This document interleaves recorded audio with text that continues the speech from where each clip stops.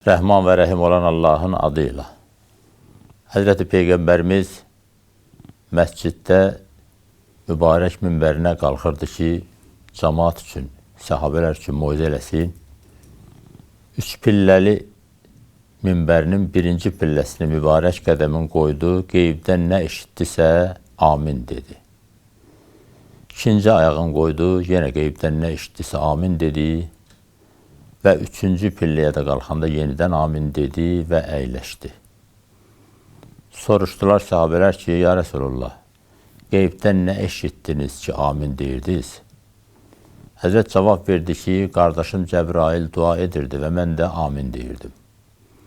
Qardaşım Cəbrail dedi ki, ilahi, hər hansı bir övlad, əgər valideynin görə, birin görə və hər ikisini görə, onların razılığını əldə eləməzsə, onu öz rəhmətindən kənar elə, mən dedim amin.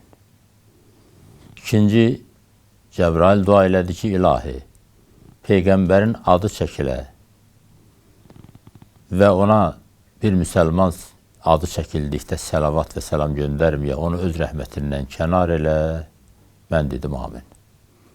Üçüncü buyurdu ki, ilahi, bir insan Ramazan ayına yetişə və onun heç bir üzrü olmaya, Ramazan ayında oruç tutmaya, bu ilahi ziyafət ayından faydalanmaya, özün bağışlatmaya, onu rəhmətindən kənar elə, dedim amin. Bu 3 mətləb haqqında qısaca, hərəsi haqqında qısa bir açıqlama deyək ki, yəni bunun hər üçü gör nə qədər önəmli məsələlərdir ki, hər üçü da xüsusi olaraq qırmızı xəttlərdir.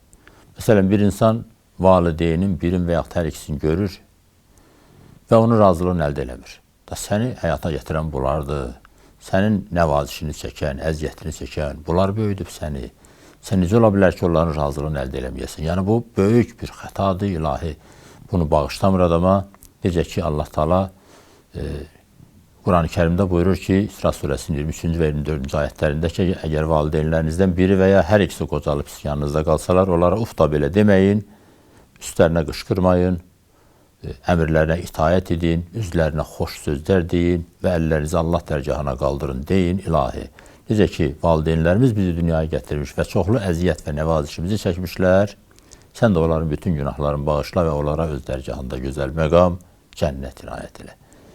İkinci, Peyğəmbərin adı çəkilə və sən səlavat salam göndərməyəsən, Allah Quranda buyurur ki, həqiqətən biz səni aləmlərə rəhmət olaraq göndərdik.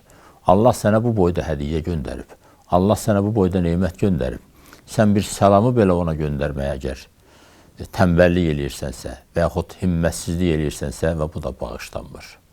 Və sonra 3-cü qırmızı xətt də ki, Ramazan ayı o qədər rəhmətlə, mərhəmətlə, bağışlanmayla daha genişdir ki, bu ayda belə insan Allahın rızasını əldə eləməyə, bu boyda ayı, bu 30 günü fövtə verə, özünü Allahdan bağışlatmaya, özünü Allaha bağışlatmaya, bunu da Allah keçmir və bu görün nə qədər qırmızı xəttlərdir ki, Peyğəmbər, rəhmət Peyğəmbəri belə bu 3 duaya amin dedi.